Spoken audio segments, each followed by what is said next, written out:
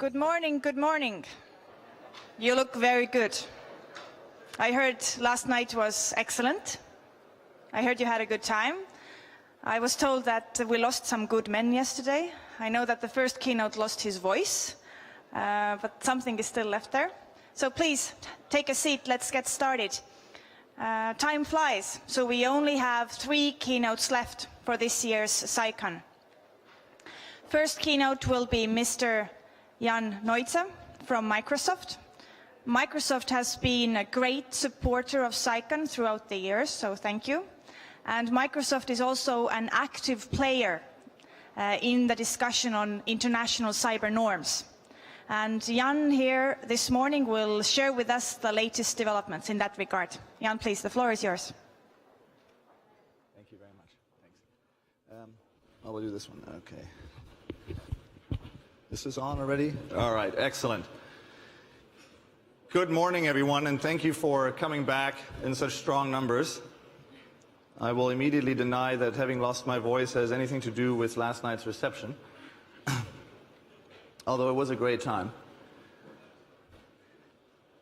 I'm very pleased to talk to you this morning. First of all, before I get into my talk, really want to sort of echo what Anna Maria said and pass back the thanks. I think CyCon has been an absolutely fantastic platform to really bring together folks from different backgrounds, legal, policy, technical, to discuss important issues about cyber conflict.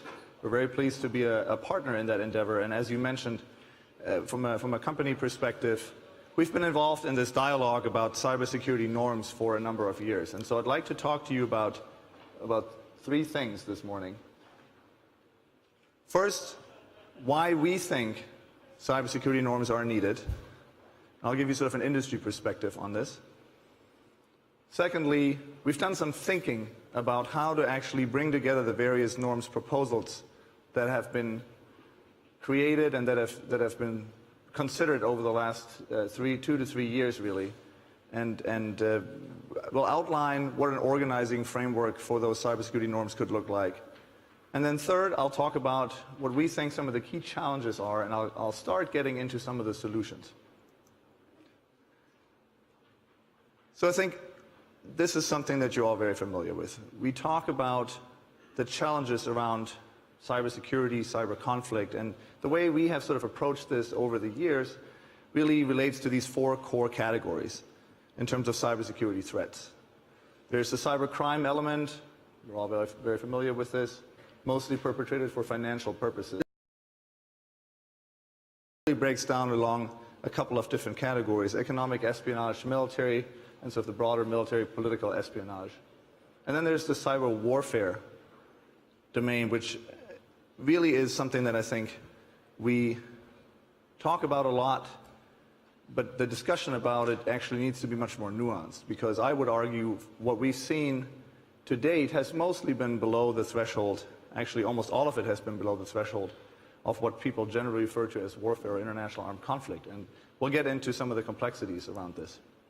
But before I start talking about norms, let me talk just briefly about a couple of numbers and statistics that I find fascinating. And so we're all aware attacks are increasing, costs are rising, but it's fascinating when you look at some of these statistics here. Just cybercrime alone extracts about 15 to 20% of the value created by the internet. It's a huge number if you think about this. Some estimates, and there's different studies of course, suggest that risks of cyber attacks can cost businesses globally up to $3 trillion. It's just a staggering number. And then one of the most interesting statistics, of course, every year we see in various reports, it's Mandiant, it's the Verizon data breach report, the number of days until breaches are discovered. And so there's some improvement there. In 2014, that number was 229 days between when an organization was breached and a breach was discovered. Last year, this was actually down by 24 days to 205 days. Still way too long, but we're seeing some improvements. And then, of course, just the sheer amount of customer records being stolen in these high-profile data breaches that we continue to hear about. 160 million records stolen just last year. And then, of course, I talked about the various threat categories. we're all aware that nation-state activity in cyberspace continues to ramp up. And so here's just an overview of some recent headlines. I'm not going to go through all of them. And while it's rare that we'll have conclusive proof of any one government performing any one action in cyberspace, I think it's indicative of the type of developments and the type of arms race that we're beginning to see. And one of the key challenges with this, and the thing that we're really extremely concerned about, is this aspect of unintended consequences and the non-discriminatory ways in which something that might start out as a very targeted action in cyber could actually lead to all sorts of other secondary and tertiary effects. Let me briefly recall what the 4 roles are that we think governments have in cyberspace. And I've talked about this before, but I want to recap it here. So from our perspective, it seems that governments have 4 roles in cyberspace. Governments are protectors of cyberspace. They pass regulation, and they're generally trying to protect the population, including in cyber. They're users of cyberspace, huge users, really a huge enterprise offering e-government services. Nowhere is that more apparent than here in Estonia. But they're also exploiters of cyberspace, and I think that has become quite apparent. And then finally, they have a law enforcement mission, really to monitor and collect data. And when you put this into context, it's just, from our perspective, we have this duality that is extremely interesting and yet challenging. On the one hand, you have 42 countries with defensive capabilities in cyber. 29 countries have, or are assumed to have, offensive capabilities. 16 of those countries with declared offensive capabilities. And then, excuse me, at the same time, you have close to 100 countries developing legislation and regulation. And oftentimes it's the same countries that are investing in offense, in many ways exploiting broadly available ICT products and platforms, which are then turning around and are extremely concerned, legitimately concerned, about insecurity in cyberspace and trying to increase defenses through legislation and regulation. And so what we're seeing here is that we have these pressures coming from both sides. On the one hand, this rising international insecurity, and at the same time, this increasing regulatory pressure. And so, as I said, cyberspace is complex. And it seemed to us that what we really need to start developing is a simple framework for how to categorize and think through our responses. There's been a lot of calls for how to respond to all these attacks going on. Things like, we need to share more information. You'll hear that at every single cyber conference. Well, that's great. And it's true, we do need to share more information. And oftentimes, those information sharing partnerships tend to be limited, either by sector, and that can be good and bad, but they're also limited by national boundaries. It's very rare that you actually get a functioning, effective information sharing construct across national boundaries. Other people have said, well, the private sector should just start hacking back. Why don't you do that? And I think very clearly you run up against legal boundaries, boundaries of what's societally acceptable. And so it seemed to us that we need to really think about who are the actors in this undertaking. It could be government, it could be private sector, it could be researchers. What are their objectives? What are they trying to accomplish? And are these objectives legally permissible and morally sound? What are the actions that underpin these objectives? And then finally, what are the impacts of both the actions and these objectives? And so what does all of this mean for industry? Let me just give you sort of a sense of why we are a big believer in the need to create normative frameworks and advanced cybersecurity norms. It's very apparent to us that with every single attack, with every single successful exploit and massive data breach and the like, you do face a significant loss in trust, both in products, services, and those tend to not be isolated to one particular vendor or provider. Some are. But as major international banks have discovered when they were subject of targeted attacks, an attack on one major bank actually hurts the reputation and the trust of the global financial sector. And so they've started to very actively collaborate and share threat information. And we need other sectors to follow suit. And so loss of trust, I think, is probably the single biggest concern that we all have. But that's not the only thing. We're looking at very complicated response cycles. We don't have a building of engineers sitting around in Redmond or anywhere else just waiting for the next government APT to come in and then sort of scramble from an institutional perspective. We, of course, have a very sophisticated response team, but these attacks distort threat models. These attacks are costly both in terms of reputation and in human capacities that we need to invest. And, of course, we do see this increased regulatory regime that is emerging, oftentimes with some very good intentions, but sometimes also with some unintended consequences, and we'll talk about that some more as well. So I think this is just sort of a list of some of the key concerns that we're looking at. And so let me just talk to you briefly about what we've been seeing emerge over the last 3 years, really. And it's been a fascinating time when you think about where we were 3 years ago and where we are today and how robust this international cybersecurity norms dialogue really has been.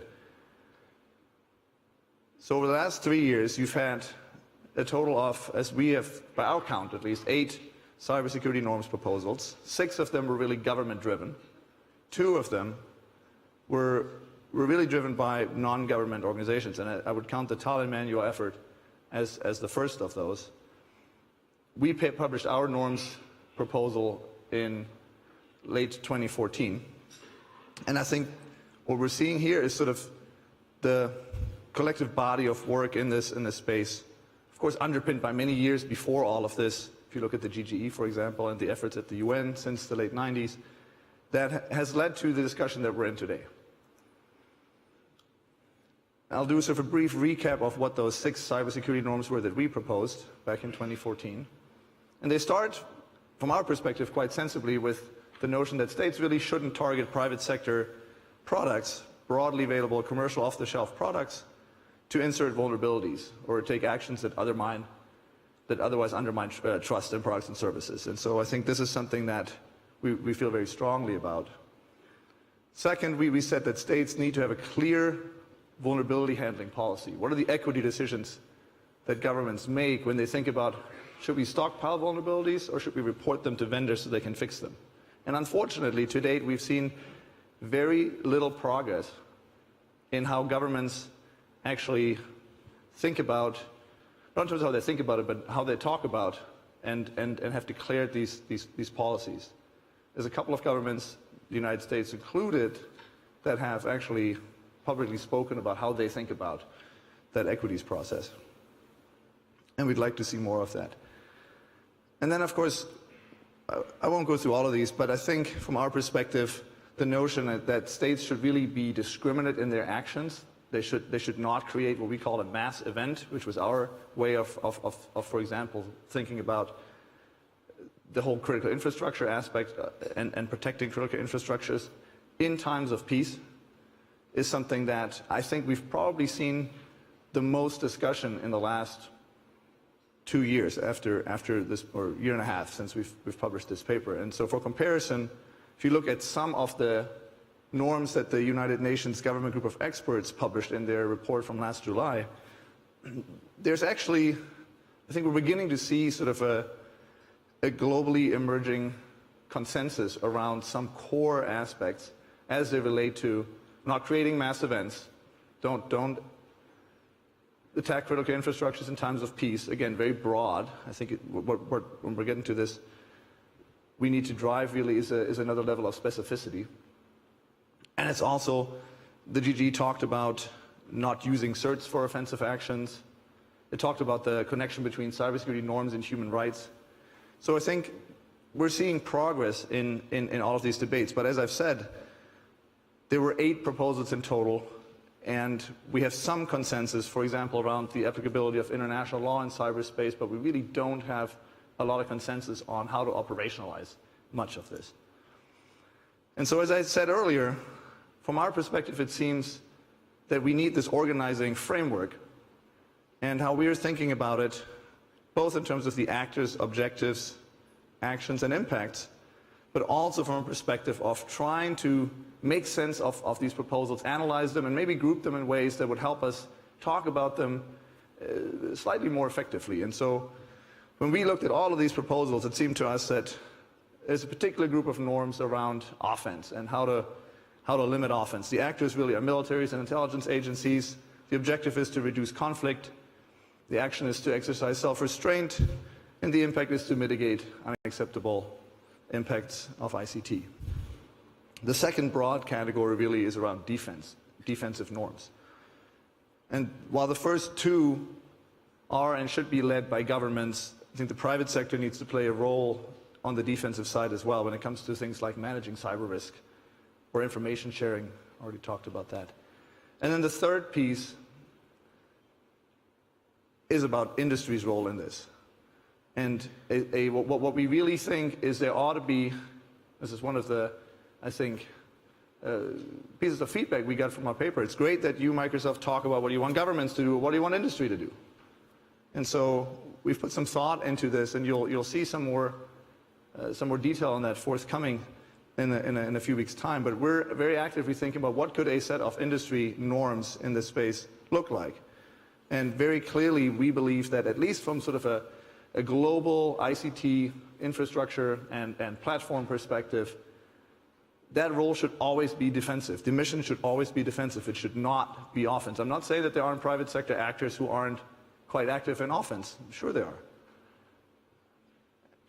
But from our perspective, if we look at who are the big platform companies, who are the ones that are in many ways serving large customer bases, you can't discriminate between whom you're going to patch in an event of a conflict and who you'll leave behind. And so we need to be defensively oriented, and we need to be impartial. And so just with maybe just a little bit more detail on kind of how we think about these three categories. Offensive norms. We've heard a lot about this category, especially at this conference. And in many ways, that's sort of what Tallinn Manual 1 was about. When you look at sort of the fact that international law applies in cyber, how it applies in cyber, and how we can ensure that we drive that global consensus around the applicability of international law. The challenge, however, is that much of the activity that occurs in cyber that we've seen over the last 2, 5, even 10 years is, as I mentioned, below the threshold of armed conflict. And so in addition to offensive norms, we are convinced that we need a strong set of defensive norms that really bring together governments and industry to manage that cyber risk, to protect critical infrastructures, to share information, to support victims of cyber attacks, and to really drive this joint engagement. And I think there's a lot of good work initially being done in this space, and you'll see more coming out. I think both from industry as well as the way that groups like the GGE and others think about this. And then, as I mentioned, from our perspective, the three core things that industry should bring to the table are the exchange of information, and there's a lot of threat intel in the industry.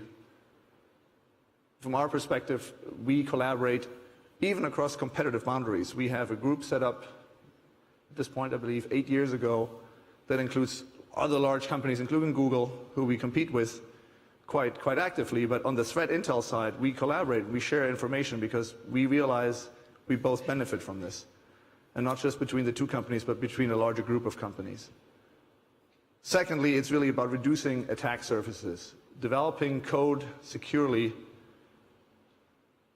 so that you actually enhance the resilience of your products and services. And so really hardening these systems, absolutely critical. And then thirdly, it's really about coordinated vulnerability disclosure. And there's a very active debate actually happening here in Europe. The Dutch government is very actively pursuing this, and we're hopeful that the notion of enhancing and actually coming to a joint and broader understanding both in Europe and globally, around what a coordinated vulnerability disclosure approach should look like will evolve over the next few months. And so let me finish with sort of 3 core challenges that we see and that I think we need to collectively use the brain power in this room and other fora to try and solve. On the one hand, we need to ensure that we actually drive this norms consensus. Let's apply an organizing model that helps us really drive this discussion to a level where we can begin to drive this consensus in various fora. And again, it seems to us that the ones we've listed here, or the approaches we listed here, tend to be the ones that have been discussing these activities. I might point out, in addition to bilateral consultations on cyber that many, many countries have set up now, in addition to the GGE, the London process, in our paper a year and a half ago, we proposed something called the G20 plus ICT 20, which is really an attempt at bringing together the largest 20 economies on the planet with the largest 20 ICT organizations and platform companies, in addition to, should have actually been on the slide, in addition to the largest 20 NGOs, to really start driving a dialogue around cybersecurity norms that has sort of a manageable format, but is broadly representative, bringing together or representing citizens, customers, and NGOs around the world. And so I think trying to figure out not the one forum for where we discuss norms, but how to make progress across the board in these various approaches, extremely important. Second challenge, norms implementation. I think once we are driving toward agreement on what we want to achieve and what the objectives should be, we need to take action. And that action, some people talk about a global treaty for norms. Most people tend to think that's unrealistic. But let's not make the perfect the enemy of the good. There are a number of ways at the regional level and the sub-regional level that can be extremely helpful here. Many countries, as I mentioned, are passing national regulation. So that's another way of actually driving some of this forward, including sort of declaratory policies from a nation-state perspective on things like vulnerability disclosure and coordination, but also on things like first-use policies, etc. And so I think there's various ways here too. We need to be creative in terms of actually thinking about how can we drive this forward and implement it. And then, of course, the third and maybe the biggest challenge, norms compliance. And it seems to us that the impact of everything we're talking about and trying to achieve really depends on the adherence to those norms and, of course, the ability to hold violators accountable. Again, I would say the absence of being able to do this today does not mean we shouldn't be pursuing the norms dialogue. But in all of this, and to get to a greater degree of norms compliance, attribution sticks out as probably the single biggest opportunity to help norms compliance. And I was really intrigued by the amount of time that I think we've seen attribution come up at this conference over the last 3 days. It's indicative of the fact that we really have moved beyond this notion that attribution is binary, it can or cannot be done, which is not the case. There's been a lot of improvement on the technological side when it comes to attribution. And that, I think, is going to put pressure on the policy side. And part of how we think about this is really that attribution breaks down into these two pieces. On the one hand, you have technical attribution and a set of stakeholders that can really help with that. There's a lot of knowledge in the private sector that if we can bring that together and somehow accumulate it and up-level it, could, I think, be a real game changer. And then on the other hand, we have or in conjunction with this, there's, of course, the political attribution piece and a set of stakeholders that need to make those determinations. And improvements on both, I think, will be ultimately what will lead to a much improved ability to get norms implemented, verified, and hold violators accountable. And so I'll leave you with just these 4 key takeaways. If you've just joined or are just waking up, try to remember these 4 things.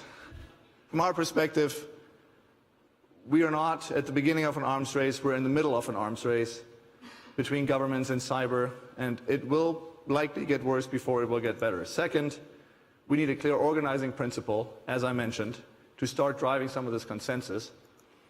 Third, industry, and again, I realize I'm not speaking for all of industry here, I speak for Microsoft, but in discussing with many of our industry colleagues, it's very clear that industry does want to see this debate evolve, and we think industry should contribute to its success.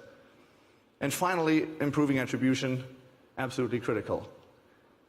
How are we going to go about do this? Stay tuned. We have a new paper coming out on this June 23rd, so what I gave you was a bit of a preview. There's a lot more detail coming, but I want to thank you, and I think we have time for a few questions. Thank you.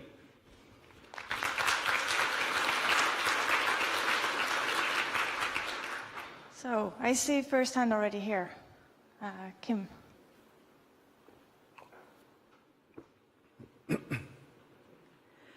Kim Zetter with Wired.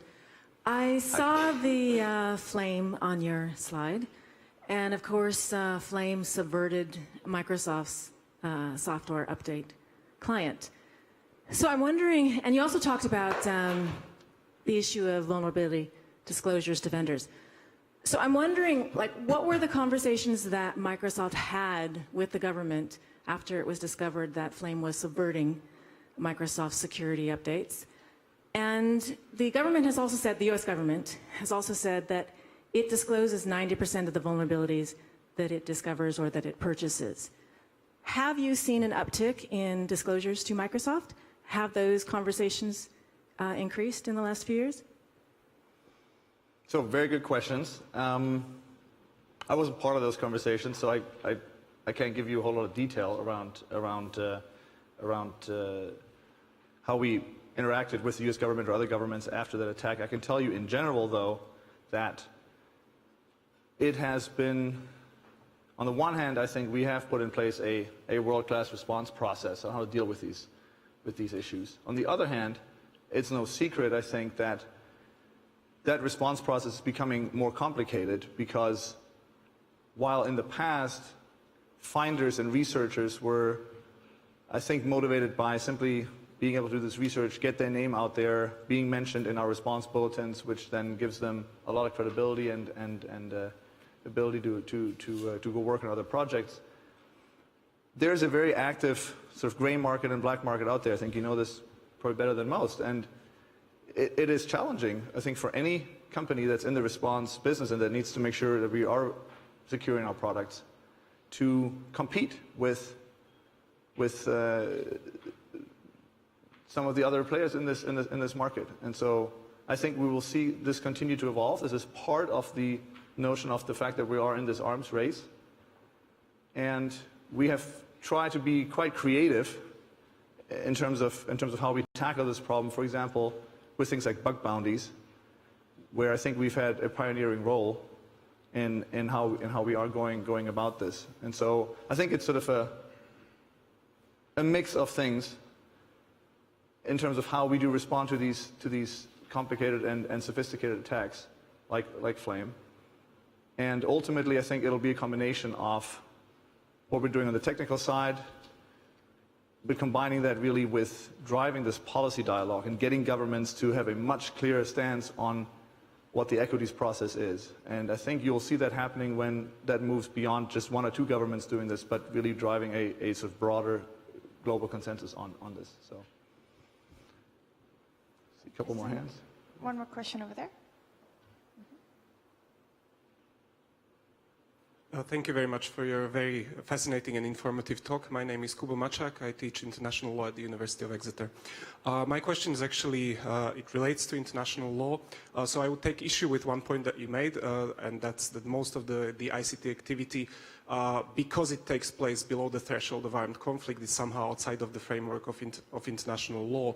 So to the extent that it interferes with the ability of the government to conduct its affairs, it might also amount to a violation of sovereignty. To the extent that it contains a coercive element, it might amount to a violation of the principle of non-intervention, both of which bring this activity within the realm of international law. My question would relate to the proposal that you made in 2014. It's a fascinating one, and what's really interesting about it from the international law perspective is that even though it's a non-state-driven initiative, it is state-centric in its approach. And so I wonder what reaction, if you could comment on it, did you get from the governments, from the states on your proposal? Because that's very relevant from the way that international law norms are actually generated and formed. Thank you. Great. Thank you very much. I saw your presentation a couple of days ago, and I thought it was fascinating. But to answer your question, it's true that the norms paper that we did put out was fairly state-centric, although it did actually contain a number of proposals what industry should be doing. But to sort of deepen that and to really actually come back and offer some additional thinking, we are taking that second piece really forward also in our next norms paper. But specifically to your question, I think it's fascinating. We got sort of three different types of reactions to the paper. Some governments indicated their displeasure. Some governments didn't really say anything and kind of, I think, acknowledged it, but didn't get a lot of feedback. And then there were some that were enthusiastically supportive. And I won't go into detail kind of who said what, but it was indicative, I think, of the fact that there is an emerging consensus by a large number of governments that this is a discussion that should not be limited to 15, 20, or 25 countries within the context of an experts group at the UN.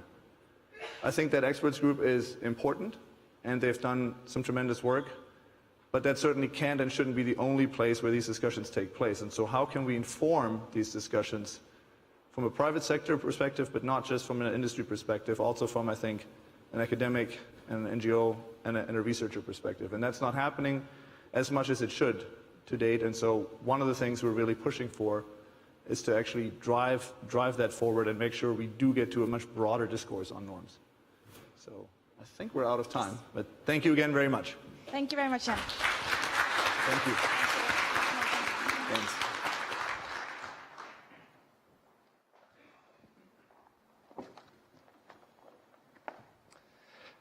Now, moving on with our keynote session of this morning, we're very pleased to welcome back again on this stage Mr. David Sanger.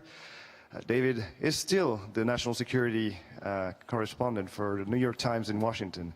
He's going to share his thoughts today on how to avoid cyber conflict among nations. David, please.